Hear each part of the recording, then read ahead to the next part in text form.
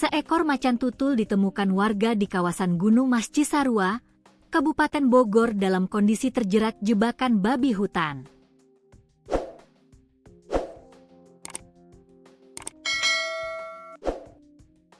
Ia tadi terkena jebakan babi itu yang pasangnya enggak tahu itu siapa.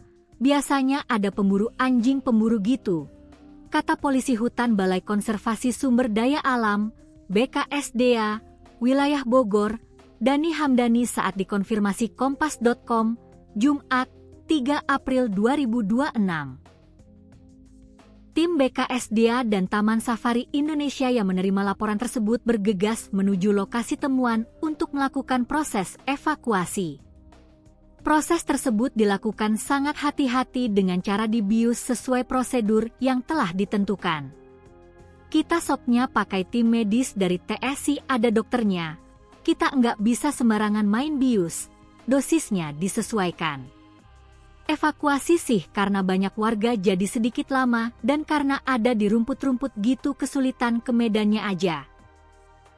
Tadi proses evakuasinya sekitar pukul 10.30 WIB, jelasnya. Setelah itu, macan tersebut dibawa Lembaga Konservasi TSI untuk dilakukan pemeriksaan lebih lanjut terkait kondisi kesehatan dan lainnya.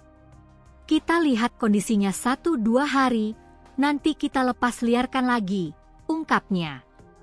Berdasarkan hasil pemeriksaan sementara, macan tersebut berusia dewasa namun belum diketahui terkait dengan jenis kelamin. Diduga, macan tersebut berasal dari kawasan Gunung Gede Pangrango. Kemungkinan nih diduga pakannya di dalam sudah habis jadi dia turun macannya, katanya.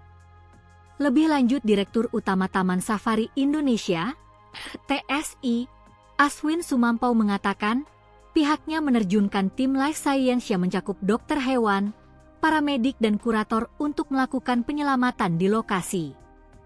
Kami langsung mengerahkan tim untuk memberikan penanganan terbaik bagi macan tutul yang ditemukan terjerat di kawasan Gunung Mas, ujar Aswin dalam keterangannya, Jumat, 3 April 2026. Evakuasi dilakukan bersama Balai Konservasi Sumber Daya Alam, BKSDA, Bogor sebagai otoritas berwenang.